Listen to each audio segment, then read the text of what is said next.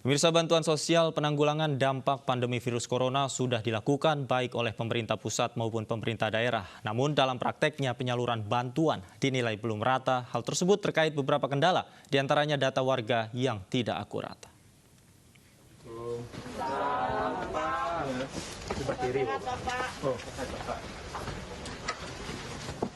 26 April 2020, permukiman Kampung Lebak Pilar, Kelurahan Sempur, Bogor, Jawa Barat, dikunjungi Presiden Joko Widodo. Presiden menyusuri permukiman dan berkomunikasi dengan warga seputar kondisi kesehatan dan pekerjaan. Dalam kunjungan kali ini, Presiden Jokowi membagikan paket sembako. 3 kepala keluarga menerima langsung paket sembako. Di Depok, Jawa Barat, bantuan sosial yang digulirkan pemerintah bagi warga terdampak COVID-19 masih bermasalah. Puluhan warga di Kelurahan Cipayung tak menerima bansos tersebut karena datanya diajukan oleh pihak Dinas Sosial Kota Depok. Menurut Ketua RT 02 RW 06 Kelurahan Cipayung, Pancoran Mas, Depok, dari pendataan yang dilakukan ada 41 warganya yang termasuk dalam penerimaan bantuan. Bahwa ada informasi untuk mendapatkan bantuan dari Pemda Kota Depok sebesar Rp250.000. Nah, pada saat itu kami sudah data dan kami input ke kelurahan. Nah, dari pihak kelurahan sudah diinput, kemudian diinput lagi ke dinas sosial. Nah, betapa kagetnya saya bahwa begitu turun bantuan ternyata wilayah saya, RT saya ini jong, gitu, artinya tidak dapat sama sekali. Sementara itu, dalam keterangan pers pada 7 April 2020, pemerintah telah memutuskan pemberian bantuan sosial khusus dari Presiden untuk Jabodetabek berupa paket sembako dengan nilai sebesar Rp600.000 per bulan sebagai jaring pengaman dalam mengatasi dampak ekonomi virus corona. Bantuan sosial diberikan bagi seluruh lapisan masyarakat, mulai dari masyarakat Jabodetabek, masyarakat desa, hingga masyarakat yang bergerak di industri transportasi yang terdampak pembatasan sosial berskala besar. Ada bansos khusus dari Presiden untuk Jabodetabek, yaitu berupa paket sembako dengan nilai Rp600.000 per keluarga. Namun dalam prakteknya, penyaluran bansos untuk menanggulangi dampak pandemi virus corona hingga kini dinilai belum merata. Sejumlah kendala dalam penyaluran bansos berkaitan dengan data, pemerintah diharapkan untuk mengedepankan dan memastikan data-data akurat dan akuntabel, tujuannya agar penyaluran bansos tidak salah sasaran. Sebanyak 1.700 kepala keluarga di Kelurahan Paseban, Jakarta Pusat sudah menerima bantuan sembako dari pemerintah. Selain di Jakarta Pusat, bantuan diberikan di 4 wilayah lain di DKI Jakarta.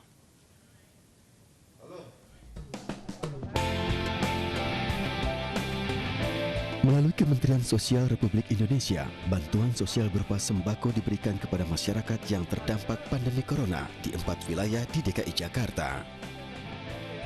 Di Kelurahan Paseban, Kecamatan Senen, Jakarta Pusat, dengan bergotong royong, warga menyalurkan sembako ke 1.700 kepala keluarga. Menteri Sosial Juliari Batubara yang turut dalam penyaluran mengakui bantuan sembako dari pemerintah cukup terbatas. Ini saya mampir ke RW 06 Kelurahan Paseban, Kecamatan Senen, di mana di sini ada 1.700 kakak. Ada Pak RW, Pak Lurah, ada Dewan Kota, ada RT-RT semua, tokoh-tokoh masyarakat.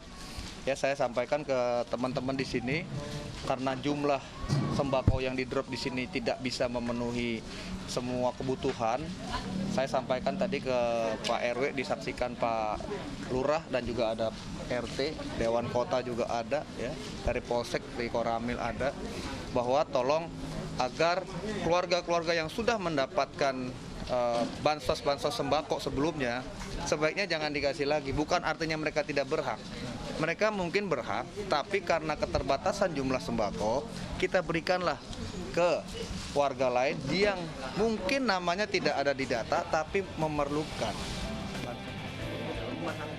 Selain di Kelurahan Paseban, Jakarta Pusat, penyaluran bantuan juga disalurkan di Kelurahan Koja, Jakarta Utara, dan Tebet, Jakarta Selatan. Bantuan pemerintah di Jakarta Utara diwakili oleh Dirjen Perlindungan dan Jaminan Sosial Kemensos RI dengan menyalurkan bantuan sebanyak 342 paket sembako. Di Kelurahan Bidara Cina, Jakarta Timur, bantuan sembako disalurkan kepada 883 warga dari 8.875 kepala keluarga. Sembako yang diterima warga ini berisi beras, minyak goreng, sarden, dan kornet. Pembagian sembako dari pemerintah melalui Kementerian Sosial ini diberikan secara bertahap hingga bulan Juli mendatang. Dari Jakarta, Tim Liputan iNews melaporkan. Sementara itu, Menteri Koordinator Pembangunan Manusia dan Kebudayaan Muhadjir Effendi mengakui masih ada data penerima bantuan yang harus dibenahi. Meninjau penyaluran bantuan di kawasan Jakarta Pusat, Menko PMK Muhadjir Effendi menilai masih harus benahi data agar bantuan yang diberikan dapat tepat sasaran. Muhadjir Effendi menegaskan bantuan diprioritaskan untuk masyarakat yang benar-benar membutuhkan bantuan di tengah pandemi ini. Kerjasama dengan RT RW setempat, Menko PMK berharap data yang ada dapat segera diperbaiki. Menko PMK juga berharap masyarakat dapat saling mengerti untuk membantu yang lebih membutuhkan terlebih dahulu. Tuh, ini jangan bilang nggak dapat, udah dapat.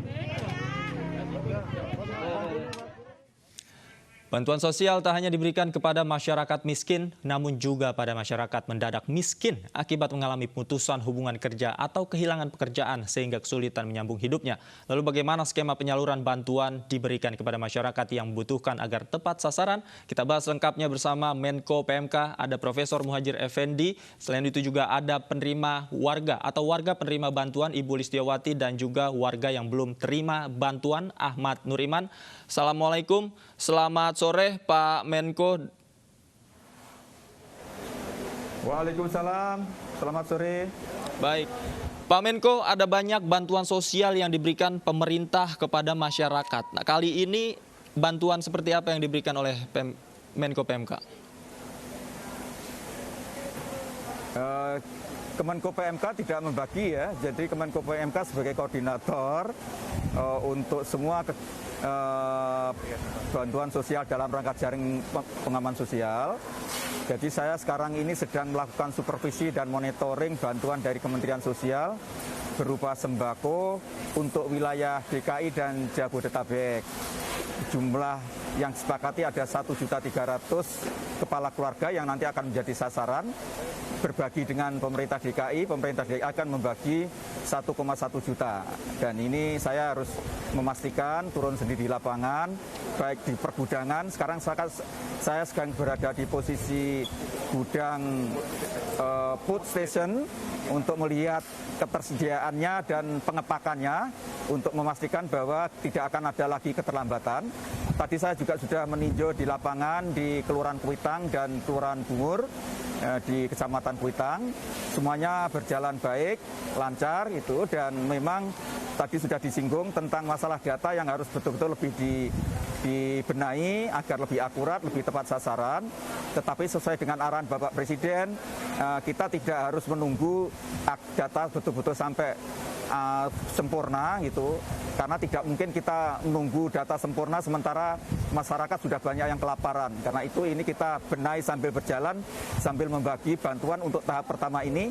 Mudah-mudahan untuk tahap kedua nanti semuanya sudah bisa, datanya sudah sangat bagus. Kemudian ada banyak jenis bansos yang diberikan. Bagaimana cara untuk menjamin agar penerimanya ini tidak tumpang tindih, Pak Menko? Itu salah satu masalah yang sekarang harus diperhatikan. Tumpang tindih ini, baik itu bantuan dari kementerian, dan kementerian ini juga tidak hanya Kementerian Sosial, tapi kementerian terkait seperti Kementerian Desa, bahkan juga Kementerian Pertanian, juga ada paket-paket bantuan, termasuk dengan Pemda ya, bantuan dengan Pemda jangan sampai terjadi tumpang tindih. Karena itu kita sepakat dengan Pak Mensos menghimbau kepada seluruh masyarakat, terutama masyarakat DKI yang menerima bantuan, kalau yang sudah mendapatkan bantuan dari manapun juga, sebaiknya bantuan berikutnya dialihkan kepada mereka yang juga berhak untuk mendapatkan dan mereka memang sangat membutuhkan. Karena itu saya mohon juga kesadarannya seluruh masyarakat penerima bantuan ini mohon disyukuri, tetapi kalau sudah mendapat mohon untuk menahan diri walaupun ada di dalam list, misalnya dia merasa lebih berat, sebaiknya juga dialihkan kepada mereka yang juga butuh pertolongan juga. Silahkan diatur oleh RT RW, saya percaya penuh pada RT RW dan kelurahan, kepala kelurahan untuk bisa melakukannya dengan sebaik-baiknya. Karena yang tahu persis siapa masyarakat, penduduk, keluarga yang harus ditolong duluan, diutamakan, saya kira RT RW. Kita hanya menerima data, kalau datanya dari Kemensos tidak sinkron, maka yang kita jadikan patokan adalah data dari RT RW dulu. Kita bicara data, Pak. Artinya datanya tidak baku, Pak, ya. Artinya ada kemungkinan untuk usulan lanjutan diberikan oleh RT RW bagi penerima baru, Pak. Sangat mungkin. Jadi ada dua data kan. Pertama itu data yang sudah ada di dalam DTKS, data terpadu kesejahteraan sosial. Data ini sudah otomatis mendapatkan bantuan dari skema-skema yang lama, misalnya PKH, kemudian BLT, bantuan langsung tunai untuk sembako, itu sudah ada, mereka sudah terima, bahkan ada kenaikan. Nah, yang sekarang menjadi prioritas sesuai dengan arahan Presiden, bantuan-bantuan ini adalah mereka yang di luar DTKS, termasuk yang bukan penduduk asli, yang sekarang kena dampak COVID, misalnya kena PHK, kena dirumahkan, bahkan juga ada yang penghasilannya, sumber penghasilannya tiba-tiba hilang begitu saja, dia tidak punya pegangan, maka modalnya dipakai untuk biaya hidup sehari-hari. Nah, inilah yang mau kita prioritaskan, karena itu datanya memang baru sama sekali data ini. Karena baru sama sekali, maka yang bisa kita andalkan adalah RT RW di mana mereka berada, mereka tinggal, baik tinggal sementara maupun tinggal permanen. Prof. Muhadjir, kita juga sudah terhubung dengan warga penerima bantuan, ada Ibu Listiawati. Ibu, apakah Ibu sudah menerima bantuan, Bu? Jenis bantuan yang mana yang sudah Ibu terima? Alhamdulillah udah, Pak. Sembako, baru hari ini, Pak, saya terima. Baru hari ini Ibu terima bantuan sembako dari mana, Bu? Iya, dari Pak Mensos, Pak. Oke, artinya dari Kementerian Sosial sudah diterima dengan Ibu ya. Ibu sebelumnya ini bekerja atau seperti apa, Bu? Iya. Bekerja, Pak. Bekerja, kemudian pada saat pandemi ini Ibu kehilangan pekerjaan, Bu ya? Iya. Oke, apa yang membuat Ibu berhak menerima bantuan, Bu? Ketika didata saat itu, apa yang menjadi alasan utama Ibu menerima bantuan ini, Bu? Ya karena saya tiba-tiba nggak ada penghasilan, Pak. Kebetulan saya kerjanya dibayarnya harian gitu. Baik, Ibu pekerja harian dengan pendapatan harian, Bu ya. Selain mengandalkan bantuan, bagaimana kemudian Anda mencukupi kebutuhan sehari-hari, Bu? Ya pakai yang ada, Pak. Maksudnya tabungan yang selama ini kita kumpulin. Oke, baik. Selanjutnya kita juga sudah bersama ada Pak Imam, warga Depok. Pak Imam. Halo, ya. Ya, Pak Imam, Anda sudah terima bantuan belum? Untuk saat sekarang belum ada, Pak, bantuan dari pemerintah Wali Kota Depok maupun dari pemerintah Kemensos sendiri, Pak. Belum ada bantuan dari manapun, artinya belum terima sama sekali, Pak ya? Ya benar, Pak. Untuk provinsi baru ada 2 warga saya yang sudah dapat provinsi dari Bapak Ridwan Kamil gitu, Pak. Baik, kalau tidak salah Anda juga ketua RT ya. Bagaimana kondisi warga Anda yang berhak menerima bantuan seperti apa? Untuk kemarin itu kita sudah mendata daripada pihak RT sendiri. Kita data berdasarkan wilayah kita yang ada di sini. Semua yang berdampak itu memang kita data, namun sampai pihak sekarang dari bantuan-bantuan itu tidak terrealisasi dengan baik, khususnya di lingkungan kami, Pak. Ketika Anda sudah selesai mendata, datanya itu Anda berikan kemana, Pak Imam? Untuk data kita, alhamdulillah kita bekerja sampai kita larut malam tuh, Pak, kita data masukkan ke laptop, kemudian kita kirim ke mailnya ke pihak kelurahan.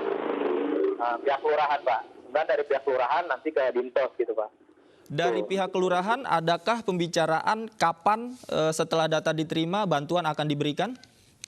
Itu Pak, jadi dari pihak kelurahan sendiri memang untuk informasi ini kurang transparan terhadap khususnya di RT maupun KRW-an gitu Pak. Jadi untuk data Wali Kota Depok, bantuan ini tidak merata gitu Pak. Jadi RT lain itu jong semua banyakan gitu Pak. Tapi di sekeliling Anda, lingkungan Anda, RT lain ada yang sudah menerima? Untuk bansos wali kota sendiri tidak ada sama sekali. Warga kita yang mendapatkan dana dari wali kota ini sebesar 250 itu tidak ada, jangjong. Tapi untuk bansos provinsi sudah ada 2 nama yang masuk. Mereka sudah lapor ke kita gitu Pak. Kemudian kita foto mereka, ternyata memang sesuai dengan tempat yang mereka miliki ini ya, mereka mendapatkannya.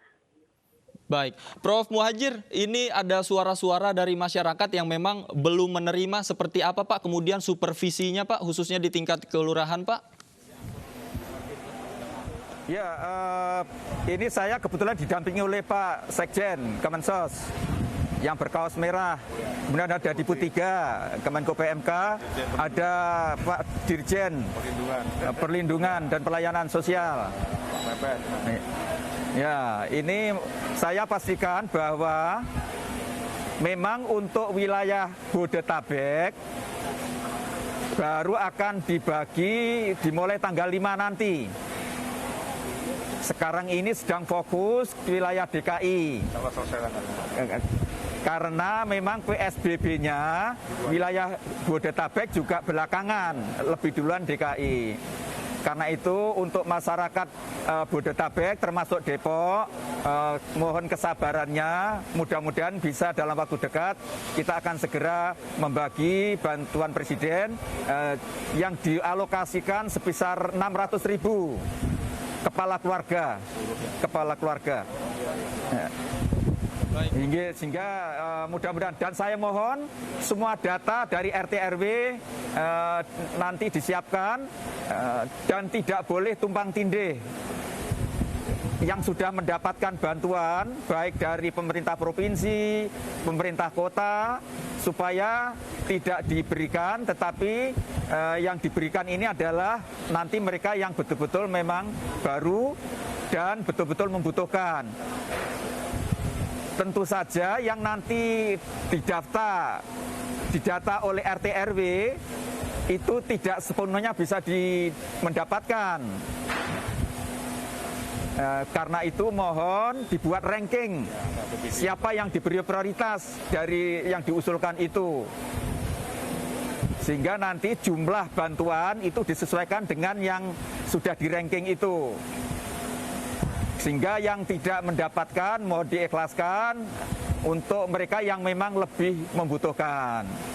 Baik, Prof. Muhadjir, kalau untuk bansos jumlahnya juga terbatas, yaitu nanti ada 600.000 kepala keluarga yang akan dibantu untuk wilayah Bodetabek. Baik, kalau untuk bansos Presiden sendiri, untuk siapa saja yang diprioritaskan, Prof? Tadi sama, untuk Bodetabek sama dengan yang DKI. Jadi mereka yang di luar DTKS dan memang betul-betul kena dampak COVID-19. Seperti tadi Ibu tadi kena PHK atau dirumahkan atau tiba-tiba sumber penghasilannya hilang begitu saja. Yang semula itu tidak termasuk keluarga miskin, tiba-tiba menjadi orang miskin, menjadi keluarga miskin, miskin mendadak. Ya, itu yang diutamakan.